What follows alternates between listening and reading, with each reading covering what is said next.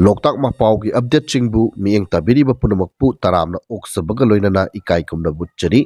ngasigi ahan boina iduning thau hairiba page asigi post amani khak lakhotcharaga miyamda kudol tamjage. Dear mates, please grow up and solve your own problems. I'm tired of solving them for you. Sini India government na Manipur crisis ki matangda hairisi Mizoram CM na unconstitutional oiba wafam US salaga haikiba India Myanmar Bangladesh ta taba Kuki Chin jo makai punchilaga nation semgani haina Mizoram government DIPR website ta phong na hablakpa fawba India government na kari action lokalige haiba wahang hangli India Myanmar Bangladesh ta taba jo people unification amadi nation ama semba haiba asi oithokpa yaba wafam dinate haibabu goina Mizoram CM gi behavior asigi matakta action lakhotpam thokpani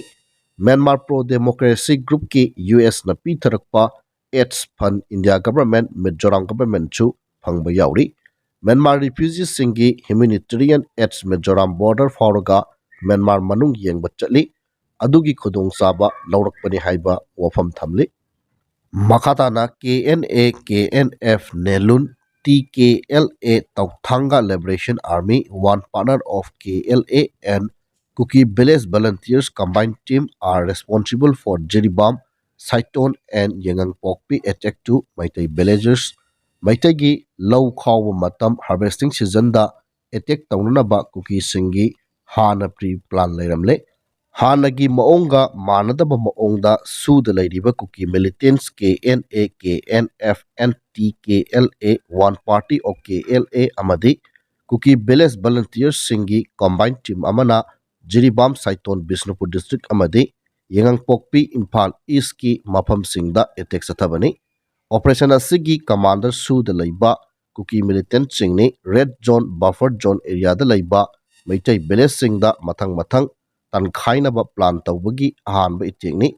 ngasi nongnini asida tarukliba Kuki singi itek asi makhatana sathakigani Kuki singi poppy harvesting loiraba matungdasu sound itek tawkigani hairi Kuki village volunteer amaga CSO leader amaga sanaba audio recording amada ngarang nahan Jiribam Saiton Meitei village ta attack tawbagi paw tamli Kuki su militant yauna attack asi tawbani makhoi yaudana aikoi BPK khaktana asuk sauna attack kana maina tawba ngamgodribuno haina Kuki BPP amana CSO leader da hairi CRPF personal khara changsilakpadagi nongmai kapada khara lepkhibani hairi attack tawba hobagi damak Kuki CSO leader asina thagatpa phongdongli KNA KNF NTKLF hairiba Kuki militant sing asi Thailand moi yangang pokpi manak Jiribangi jurisdiction da puba Kuki militant sing ngaktani Kangpukpidagi Churachandpur taba German road asisu Kuki su militant singna gatari anauba Kuki strategy da masam sangba Kuki militants group amadi masam yamna tena kakpa Kuki militants group amagasu hapsinkhre masam sangba sing asina BPF singa pulli aduga masam yamna tena kakpa Kuki militants sing asina Central Force ka paw phaunanaba amadi totna chaminanaba plan tawri ngasi hayeng su Kuki sing Jiribam Cycle area Bongpi area Singdai area Phaileng Mall area Khamelok area Kangchup area Laimakhong area Gamki Phai area Kangui area dagi attack tawnanaba plan lairi hairi makha satharakpada AT General Headquarter gi PRO oina thongpubiriba Rubin Mangang Khoirakpang gi page dagi post amani khak lokhacharaga miyam de kudol tamjagi Hana lup amada yauduna leibak ki thabak thauda kayada saruk yabiramlaba ichil inaw yankhai gi humdoi ngasi arambai tengol bu thajabiduna apunbagi pangal sagatpada makoi ju saruk yanjagi haiduna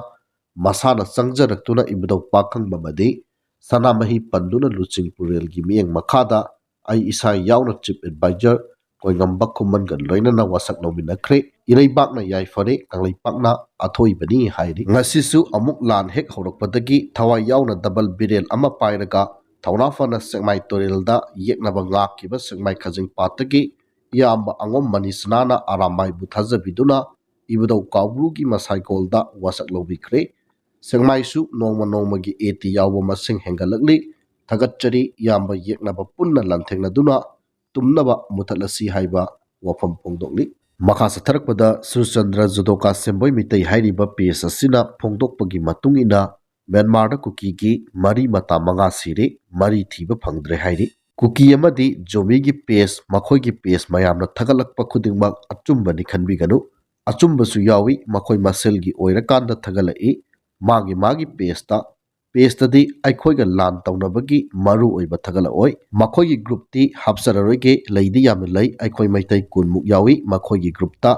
ꯑꯣꯠꯈꯥꯏꯒꯗꯧꯔꯤꯕꯅꯤ, ꯀꯨꯀꯤ ꯃꯤꯅꯥꯏꯁꯥ ꯉꯝꯂꯗꯤ ꯑꯩꯈꯣꯏ 10ꯒꯤ number ꯂꯣꯏꯅ ꯂꯧꯊꯣꯛꯂꯛꯎ, prize ꯄꯤꯒꯦ ꯍꯥꯏꯔꯤ꯫ ꯃꯈꯥ ꯆꯠꯊꯔꯛꯄꯗ ꯀ꯭ꯋꯥꯀꯩꯊꯦꯜ 360 ꯍꯥꯏꯔꯤꯕ page ꯑꯁꯤꯅ ꯐꯣꯡꯗꯣꯛꯄꯒꯤ ꯃꯇꯨꯡ ꯏꯟꯅ ꯍꯥꯎꯇꯛ ꯋꯥꯊ ꯂꯝꯕꯤꯗ ꯉꯁꯤ ꯑꯌꯨꯛ ꯄꯨꯡ 3 ꯇꯥꯔꯝꯗꯥꯏꯗꯒꯤ ꯀꯨꯀꯤꯁꯤꯡ ꯀꯨꯝꯂꯛꯇꯨꯅ ꯅꯣꯡꯃꯩ ꯀꯟꯅ ꯀꯥꯞꯅꯔꯤ, ꯕꯣꯝꯕꯁꯨ 3 ꯁꯨꯈ꯭ꯔꯦ ꯀꯥꯞꯈꯤꯕ ꯍꯥꯏꯕ ꯋꯥꯐꯝ ꯑꯃꯈꯛ ꯐꯣꯡꯗꯣꯛꯂꯤ꯫ ꯃꯈꯥ ꯇꯥꯅ ꯁꯤꯑꯦꯝ ꯎꯅꯗꯨꯅ ꯂꯥꯟ ꯑꯁꯤꯒꯤ ꯃꯇꯥꯡꯗ ꯋꯥꯔꯤ ꯁꯥꯅꯈꯤꯕ ꯂꯩꯇꯦ ꯍꯥꯏꯅ ꯀꯨꯀꯤ MLAꯁꯤꯡꯅ ꯐꯣꯡꯗꯣꯔꯛꯈ꯭ꯔꯦ꯫ ꯍꯧꯖꯤꯛ ꯉꯥꯏꯍꯥꯛꯀꯤ ꯃꯃꯥꯡꯗ ꯁꯥꯏꯇꯣꯟ ꯃꯅꯨꯡ ꯆꯪꯄꯤ ꯀꯣꯠ ꯑꯦꯔꯤꯌꯥꯗ ꯑꯀꯟꯕ ꯃꯑꯣꯡꯗ ꯈꯨꯠ ꯊꯣꯛꯅꯈ꯭ꯔꯦ, ꯑꯊꯧꯕ ꯁꯤꯡꯕꯨ ꯑꯁꯣꯏ ꯑꯉꯥꯝ ꯌꯥꯎꯗꯅꯕ ꯏꯁꯣꯔꯗ ꯈꯨꯔꯨꯝꯕꯤꯌꯨ ꯍꯥꯏꯕ ꯋꯥꯐꯝ ꯑꯃꯈꯛ ꯊꯝꯖꯔꯤ꯫ ꯄꯦꯖ ꯑꯁꯤꯒꯤ ꯑꯔꯣꯏꯕ ꯑꯣꯏꯅ ꯈꯦꯇ꯭ꯔꯤꯒꯥꯎ ꯀꯦꯟꯗ꯭ꯔꯕꯨ ꯃꯁꯛ ꯊꯣꯛꯄ ꯀꯦꯟꯗ꯭ꯔ ꯑꯃ ꯑꯣꯏꯅꯕꯒꯤ ꯄꯥꯟꯗꯝꯗ ꯁꯦꯝꯈꯤꯕ ꯈꯦꯇ꯭ꯔꯤꯒꯥꯎ ꯃꯩꯇꯩ ꯄꯥꯉꯜ ꯌꯨꯅꯥꯏꯇꯦꯗ ꯀ꯭ꯂꯕ KMPUCꯅ ꯑꯦꯟꯇꯤ ꯁꯣꯁꯦꯜ ꯏꯂꯤꯃꯦꯟꯠꯁꯤꯡꯒꯤ ꯃꯊꯛꯇ ꯑꯀꯟꯕ ꯃꯤꯠꯌꯦꯡ ꯆꯪꯕꯒꯤ ꯁꯔꯨꯛ ꯑꯃ ꯑꯣꯏꯅ ꯃꯁꯖꯤꯗ ꯀꯝꯃꯤꯇꯤ, ꯅꯤꯁꯥ ꯕꯟ ꯑꯃꯗꯤ ꯂꯩꯀꯥꯏꯒꯤ ꯃꯩꯔꯥ ꯄꯥꯏꯕꯤꯁꯤꯡꯒ ꯈꯨꯠꯁꯝꯅꯗꯨꯅ ꯅꯠꯇꯕ ꯊꯕꯛ ꯆꯠꯂꯝꯕꯤ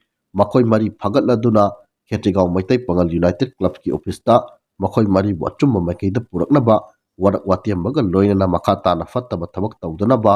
ꯑꯀꯟꯕ ꯋꯥꯐꯝ ꯊꯝꯗꯨꯅ ꯏꯃꯨꯡ ꯃꯅꯨꯡꯒꯤ ꯃꯤꯑꯣꯏꯁꯤꯡꯗ ꯈꯨꯠꯁꯤꯟꯅꯈ꯭ꯔꯦ ꯍꯥꯏꯔꯤ꯫ ꯃꯈꯥ ꯆꯠꯊꯔꯛꯄꯗ ꯗ ꯅꯣꯃꯦꯗꯤꯛ ꯀ꯭ꯔꯦꯁꯟꯁ ꯍꯥꯏꯔꯤꯕ ꯄꯦꯖ ꯑꯁꯤꯒꯤ ꯄꯣꯁ ꯑꯃꯅꯤꯈꯛ ꯂꯧꯈꯠꯆꯔꯒ ꯊꯝꯖꯒꯦ꯫ ꯁꯥꯏꯇꯣꯟꯗ ꯀꯨꯀꯤꯅ ꯍꯥꯠꯈꯤꯕ ꯃꯩꯇꯩ ꯅꯨꯄꯤ ꯑꯗꯨꯒꯤ ꯃꯇꯥꯡꯗ ꯊꯥꯗꯧ ꯀꯝꯃꯨꯅꯤꯇꯤꯅ ꯀꯟꯗꯦꯝ ꯇꯧꯔꯛꯈ꯭ꯔꯦ ꯍꯥꯏꯕ ꯊꯥꯗꯧ कम्युनिटी इंटरनेशनल TCIꯒꯤ ꯋꯥꯐꯝ ꯐꯣꯡꯗꯣꯛꯂꯤ꯫ ꯃꯈꯥ ꯇꯥꯅ ꯈ꯭ꯔꯤꯁꯃꯥꯁ ꯃꯃꯥꯡꯗ ꯏꯔꯥꯡ ꯂꯣꯏꯁꯤꯟꯕꯤꯌꯨ, ꯑꯩꯈꯣꯏ ꯉꯥꯛꯇ ꯄꯥꯡꯊꯣꯛꯄ ꯅꯨꯡꯉꯥꯏꯇꯦ, ꯃꯩꯇꯩ ꯏꯆꯤꯜ ꯏꯅꯥꯎꯁꯤꯡꯒ ꯄꯥꯡꯊꯣꯛꯃꯤꯟꯅꯁꯤ ꯍꯥꯏꯕ ꯇꯥꯡꯈꯨꯜ ꯅꯤꯡꯉꯣꯜ ꯑꯅꯤꯒꯤ ꯋꯥꯐꯝ ꯊꯝꯂꯤ꯫ ꯃꯈꯥ ꯆꯠꯊꯔꯛꯄꯗ ꯏ-ꯄꯥꯎ ꯃꯅꯤꯄꯨꯔ ꯑꯞꯗꯦꯠ ꯍꯥꯏꯔꯤꯕ ꯄꯦꯖ ꯑꯁꯤꯅ ꯐꯣꯡꯗꯣꯛꯄꯒꯤ ꯃꯇꯨꯡ ꯏꯟꯅ ꯕ꯭ꯔꯦꯀꯤꯡ ꯅ꯭ꯌꯨꯁ ꯊꯝꯅꯥꯄꯣꯛꯄꯤꯗ ꯀꯨꯀꯤꯁꯤꯡꯅ ꯀꯥꯞꯊꯔꯛꯄꯗ ꯑꯥꯔꯃꯤ ꯑꯃ ꯃꯈꯨꯠꯇ ꯄꯥꯟꯗꯨꯅ ꯁꯣꯛꯂꯦ ꯍꯥꯏꯔꯤ꯫ ꯃꯈꯥ ꯇꯥꯅ ꯑꯔꯣꯏꯕ ꯑꯣꯏꯅ ꯍꯤ ꯌꯥꯏ ꯈꯣꯝꯕ ꯅ꯭ꯌꯨꯁ ꯍꯥꯏꯔꯤꯕ ꯄꯦꯖ ꯑꯁꯤꯒꯤ ꯄꯣꯁ ꯑꯃꯅꯤꯈꯛ ꯂꯧꯈꯠꯆꯔꯒ ꯃꯤꯌꯥꯝꯗ ꯈꯨꯗꯣꯜ ꯇꯝꯖꯒꯦ꯫ ꯖꯤꯔꯤꯕꯥꯝꯒꯤ ꯇꯣꯉꯥꯟ ꯇꯣꯉꯥꯟꯕ ꯃꯐꯝ 3ꯇ ꯀꯨꯀꯤ ꯇꯦꯔꯣꯔꯤꯁꯁꯤꯡꯅ ꯕꯣꯝ ꯑꯃꯗꯤ ꯅꯣꯡꯃꯩꯅ ꯑꯀꯟꯕ ꯃꯑꯣꯡꯗ ꯂꯥꯟ ꯆꯠꯊꯔꯛꯇ꯭ꯔꯤꯉꯩꯒꯤ ꯃꯥꯡꯑꯣꯏꯅꯅ ꯕꯣꯔꯣꯕꯦꯀ꯭ꯔꯥ ꯄꯨꯂꯤꯁ ꯁ꯭ꯇꯦꯁꯟꯒꯤ ꯃꯅꯨꯡ ꯆꯟꯕ ꯖꯀꯨꯔꯥꯗꯣꯔ ꯀꯩꯊꯦꯜꯗꯒꯤ ꯃꯤꯆꯝ ꯑꯃ ꯀꯨꯀꯤ ꯇꯦꯔꯣꯔꯤꯁ ꯑꯣꯏꯔꯝꯒꯅꯤ ꯆꯤꯡꯅꯕꯁꯤꯡꯅ ꯐꯥꯗꯨꯅ ꯄꯨꯈ꯭ꯔꯕ ꯃꯇꯨꯡ ꯇꯝꯊꯤꯅ ꯐꯨꯗꯨꯅ ꯁꯤꯅꯤꯡꯁꯤꯠꯇ ꯊꯥꯗꯣꯔꯛꯂꯦ ꯍꯥꯏꯔꯤ꯫ ꯇꯝꯊꯤꯅ ꯐꯨꯗꯨꯅ ꯊꯥꯗꯣꯔꯛꯂꯕ ꯃꯤꯑꯣꯏ ꯑꯗꯨ ꯖꯤꯔꯤꯕꯥꯝꯒꯤ ꯃꯨꯗꯨꯄꯨꯔꯗꯒꯤ ꯁꯣꯏꯕꯝ ꯄ꯭ꯔꯦꯝꯁꯥꯒꯔ ꯆꯍꯤ 35 ꯑꯄꯣꯛꯄ ꯁꯣꯏꯕꯝ ꯈꯝꯕꯇꯣꯟ ꯀꯧꯏ ꯍꯥꯏꯔꯤ꯫ ꯃꯍꯥꯛꯄꯨ ꯐꯥꯗꯨꯅ ꯄꯨꯈꯤꯕ ꯃꯤꯑꯣꯏꯁꯤꯡ ꯑꯗꯨꯅ ꯇꯝꯊꯤꯅ ꯐꯨꯔꯕ ꯃꯇꯨꯡ ꯁꯤꯔꯦ ꯍꯥꯏꯅ ꯂꯪꯊꯣꯛꯂꯝꯕꯅꯤ ꯍꯥꯏꯔꯤ꯫ ꯃꯍꯥꯛ ꯍꯧꯖꯤꯛ ꯖꯤꯔꯤꯕꯥꯝ ꯗꯤꯁꯇ꯭ꯔꯤꯛ ꯍꯣꯁꯄꯤꯇꯥꯜꯗ ꯄꯨꯈꯠꯇꯨꯅ ꯂꯩꯀꯟꯅꯔꯤ꯫ ꯏꯃꯨꯡ ꯃꯅꯨꯡꯒꯤ ꯃꯤꯑꯣꯏꯁꯤꯡꯅ ꯊꯧꯗꯣꯛ ꯑꯁꯤꯕꯨ ꯑꯀꯟꯕ ꯃꯑꯣꯡꯗ ꯌꯥꯅꯤꯡꯗꯕ ꯐꯣꯡꯗꯣꯔꯛꯂꯤ꯫ ꯃꯈꯥ ꯇꯥꯅ ꯅꯦꯁꯅꯦꯜ ꯍꯥꯏꯋꯦ 37 ꯑꯃꯗꯤ ꯅꯦꯁꯅꯦꯜ ꯍꯥꯏꯋꯦ 2ꯗ ꯂꯝꯗꯝ ꯑꯁꯤꯒꯤ ꯇꯉꯥꯏ ꯐꯗꯅ ꯅꯣꯡꯃꯗ ꯆꯪꯗ꯭ꯔꯕ ꯌꯥꯗ꯭ꯔꯕ ꯄꯣꯠ ꯆꯩ ꯄꯨꯗꯨꯅ ꯂꯥꯛꯄ ꯒꯥꯔꯤ 250 ꯑꯃꯗꯤ 12 ꯍꯥꯏꯔꯤꯕ ꯂꯝꯕꯤ ꯑꯁꯤꯗ ꯑꯄꯟꯕ ꯌꯥꯎꯗꯅ ꯄꯨꯁꯤꯜꯂꯛꯈ꯭ꯔꯦ꯫ ꯃꯈꯥ ꯇꯥꯅ ꯄꯣꯠ ꯆꯩ ꯄꯨꯁꯤꯜꯂꯛꯄꯗ ꯈꯨꯗꯣꯡꯊꯤꯕ ꯊꯣꯛꯇꯅꯕꯒꯤꯗꯃꯛ ꯆꯤꯡꯅꯤꯡꯉꯥꯏ ꯑꯣꯏꯕ ꯃꯐꯝꯁꯤꯡꯗ ꯁꯦꯀ꯭ꯌꯨꯔꯤꯇꯤ ꯐꯣꯔꯁꯅ ꯑꯀꯟꯕ ꯆꯦꯛꯁꯤꯟ ꯊꯧꯔꯥꯡ ꯂꯧꯈꯠꯈꯤ꯫ ꯃꯅꯤꯄꯨꯔ ꯗꯤꯁꯇ꯭ꯔꯤꯛ ꯄꯨꯝꯅꯃꯛꯇ ꯄꯥꯝꯗꯕ ꯊꯧꯗꯣꯛ ꯊꯣꯛꯇꯅꯕꯒꯤꯗꯃꯛ ꯆꯤꯡ ꯑꯃꯁꯨꯡ ꯇꯝꯗ ꯄꯨꯟꯅ ꯆꯦꯛ ꯄꯣꯏꯟꯠ 110 ꯍꯥꯡꯗꯨꯅ ꯑꯆꯠ ꯑꯋꯣꯡꯁꯤꯡ ꯆꯦꯛ ꯇꯧꯕꯒꯤ ꯊꯕꯛ ꯆꯠꯊꯈ꯭ꯔꯦ ꯍꯥꯏꯔꯤ꯫ ꯄꯦꯖ ꯑꯁꯤꯃꯛꯀꯤ ꯃꯈꯥ ꯇꯥꯅ ꯀꯛꯆꯤꯡ ꯗꯤꯁꯇ꯭ꯔꯤꯛꯀꯤ ꯃꯅꯨꯡ ꯆꯟꯅ ꯂꯩꯕ ꯎꯇꯥꯡꯄꯣꯛꯄꯤ ꯆꯤꯡꯒꯤ ꯑꯦꯔꯤꯌꯥꯗ ꯁꯦꯀ꯭ꯌꯨꯔꯤꯇꯤꯒꯤ ꯑꯄꯨꯟꯕ ꯀꯣꯝꯕꯥꯏꯟ ꯇꯤꯝ ꯑꯃꯅ ꯊꯤꯕ ꯍꯨꯝꯕꯒꯤ ꯊꯕꯛ ꯆꯠꯊꯕꯗ ꯈꯨꯠꯂꯥꯏ ꯄꯥꯏꯕꯁꯤꯡꯅ ꯂꯣꯠꯁꯤꯟꯗꯨꯅ ꯊꯝꯂꯝꯕ ꯑꯣꯏꯒꯅꯤ ꯆꯤꯡꯅꯕ